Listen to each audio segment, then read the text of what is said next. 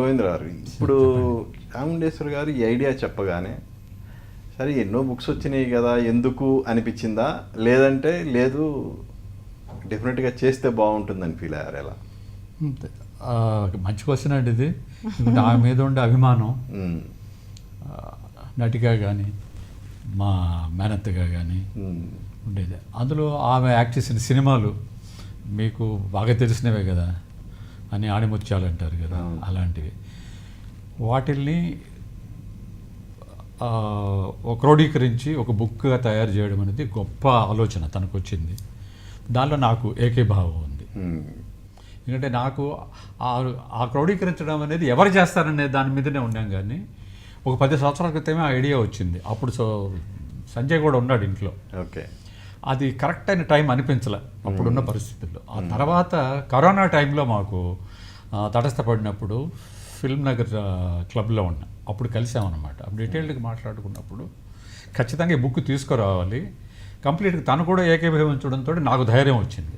Okay, అంటే మీరు అన్నారు అప్పుడు కరెక్ట్ అయిన టైం అనిపించలేదని. అప్పుడు అనిపించలేకపోవటానికి ఇప్పుడు అనిపించడానికి ఉన్న రీజన్ మాకుండే పరిస్థితులు. ఇది మిగతా వాటికి దేనికి సంబంధం లేదు. మేమున్న పరిస్థితుల్లో అప్పుడు మార్కెట్ రిసెషన్లో ఉండిందండి. ఓకే, 2008లో ఇంటర్నేషనల్ మార్కెట్లో రిసెషన్ వచ్చింది. అందరూ డబ్బులు చాలా అవస్థపడుతున్నారు. ఓకే, ఇంటర్నేషనల్ మార్కెట్లో అన్ని హాఫ్ బ్రదర్స్ అని చెప్పి బ్యాంక్ కుంభకోణాలు వచ్చి అమెరికాలోను ఇంగ్లాండ్లోను అన్నీ పడిపోయినాయి. ఎక్కడ డబ్బులు లేవు. ఆ పరిస్థితుల్లో మేము ఒక బృహత్ కార్యం మొదలుపెట్టున్నాం. ఇది మాకున్న ప్రాపర్టీని సావిత్రి గారి పేరుతోటి ఒక చిరస్మరణీయంగా ఉండేట్టుగా ట్రస్ట్ లాగా మార్చాలని. అది సావిత్రి గారి పేరు వచ్చేటప్పటికి మా అంచనాలకు మించిపోయింది. అది ఆమెకి అయ్యకాన్ సావిత్రి గణేషన్ పేరు పెట్టుకున్నాం ముందుగానే. దానికి తగ్గట్టుగా ఉండాలని చెప్పేసి పెట్టుకుంటే మా శక్తి అప్పటికి చాలా. యూజువల్లీ బ్యాంక్ లోన్స్ పోవాల్సి వచ్చింది. బ్యాంక్ లోన్స్ పోయిన తర్వాత మాకు ఇబ్బంది ఏమొచ్చిందంటే కమర్షియల్ లోన్స్ ఆఫ్ చేసేసారు. రెసిడెన్షియల్ ఎవరైనా కడతారు, ఆ పేరు రాదు. అందుకని ఇన్స్టిట్యూషనల్గా ఆఫీస్ కాంప్లెక్స్ కట్టామన్నమాట. వాటిల్లో బ్యాంక్ సహాయం కోసం పోయినప్పుడు మాకు అడ్డంకులు ఏర్పడ్డాయి అన్ని దగ్గరలో స్క్వీజ్. ఓకే, ఇప్పుడు ఆ పరిస్థితిలో దీని మీద కూడా మాకు టైం గురించి కాదు, డబ్బు వెచ్చించడం అనేది చాలా ఇది. ఎందుకనంటే మొత్తంగా మేమే చేయాలనుకున్నాం. ఓకే, మొత్తంగా మేమే చేయాలనుకున్నప్పుడు బడ్జెట్ దాటిపోయింది. దాంతో అప్పుడు ఆపేసామన్నమాట. అంతే తప్పితే మిగతా కారణాలు ఏం లేవు. ఓకే, ఆయన మాత్రం అప్పుడు ఆపడం కూడా ఒక విధంగా మంచిదైనా, ఎంత గ్రాండ్గా జరుగుతుంది అనేది మీరు అసలు ఊహించుంటారు కదా. బాగా మంచి మాట చెప్పింది. తెలుగు రాదంటుంటుంది కానీ అప్పుడప్పుడు మంచి మాటలు చెప్తుంటారు. అందుకని ఆ పరిస్థితుల్లో, ప్రత్యేక పరిస్థితులు రెండు పెద్ద బంధకాలు అవుతాయని చెప్పేసి అది మా ముఖ్యంగా అది తీసుకురావాలని చేసాం. దాన్ని సక్సెస్ఫుల్గా వచ్చింది. ఆ తర్వాత మా ఆదాయం పెరిగింది, మనస్థైర్యం వచ్చింది.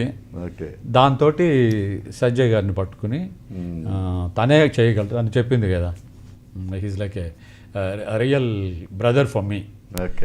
ఎందుకనంటే తను చెప్పినట్టుగానే తను రాయడం, ఇంకోళ్ళు చూపించే ఓకే చేసే పరిస్థితులు తను లేడు, ఎక్కడో ఉన్నాడు పైన.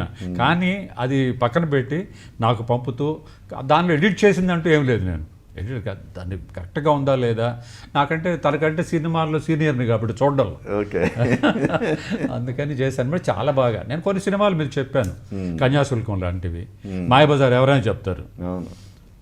కన్యాశుల్కం ఆయన ఇంత ఒక గొప్ప సినిమా, ఆమె చిన్న వ్యాఫ్ క్యారెక్టర్ వేసింది అభిమానం అనే సినిమాలో.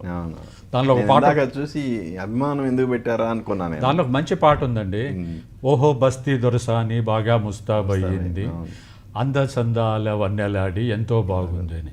అలాంటి పదాలు ఎవరు వాళ్ళ అప్పటిదాకా సావిత్రి గారి మీద 60 దశకంలో వచ్చింది. అది చాలా డిఫరెంట్గా ఉండే. కానీ అందచందాల వన్నెలాడి అనే పదం సముద్రాల జూనియర్ అనుకుంటాను దానికి రాసింది. ఆయన మాత్రమే రాశారు, అప్పటికి లేవు ఆ మాదిరి. ఇలాంటివన్నీ నేను కొంచెం వాటిల్లో మీ సజెషన్స్ తోటి నాకు కొంచెం ఇష్టమైనవి కూడా కాబట్టి. ఓకే, మీరు కూడా ఇప్పుడు ఎంత చక్కగా చెప్పారు చూడండి. ఓహో బస్తీ దొరసాని బాగా ముస్తాబయ్యింది, అంద చందాల వన్నెలాడి ఎంతో బాగుంది. నాకు తెలిసి పాట అనేది పాడిద్దామని. ఇవి సరిపోద్ది ఇప్పుడు ముచ్చటైన కురుళ్ళను దువ్వి అట్లా మీరు బాగా మురిసిపోతున్నారు సార్ విజయచాముండేశ్వరి గారి ఇవాళ చూడండి నాకు ఎప్పుడు ముస్తాబా ఎత్తాను చాలా సింపుల్గా చాలా సీదా సదాగా ఉంటుంది అనమాట. అంటే అమ్మ కోసం ఏమైనా చేయాలంటే ఆశ్చర్యం వేసింది. నేను డ్రెస్అప్ అయితే ముందు ఆయన కెమెరా తీసుకొని వచ్చేస్తారండి, ఒక ఫోటోకి నిలబడమని చెప్పి. అది కానీ ఫోటోగ్రఫీ అందరు కూడా ఎగతాళి చేస్తారు. నేను మీకు తెలిస్తే కదా ఫోటోగ్రఫీలో కెమెరా ఎంత ముఖ్యం, ఆబ్జెక్ట్ కూడా అంతకంటే అంతే కదా, ఆబ్జెక్ట్ బాగుంటేనే కదా ఉంటేనే కదా మన కెమెరాకి విలువ వస్తుంది. అందుకని she's a perfect model for photography.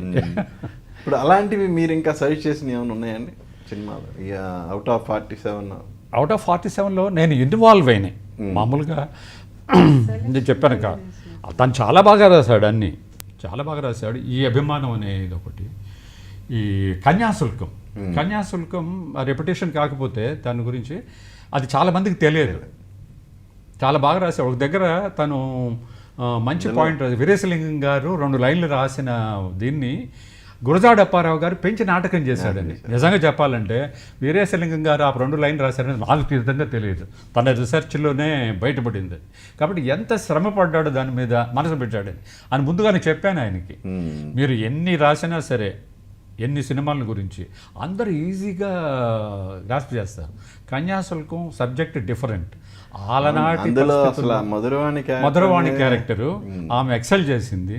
కొంతమందిని అనుకుని వాళ్ళు కాదని పొల్లయ్య గారు ఈమెను పెట్టుకున్నారు, మిగతా సీనియర్ ఆర్టిస్ట్. యాక్చువల్లీ అప్పట్లో ఇమేజ్కి భిన్నంగా వెళ్ళింది అది. నాగేశ్వరరావు గారు ధైర్యం చేయలేకపోయారు, నెగిటివ్ క్యారెక్టర్ అవుతుంది గిరీశం అంటే.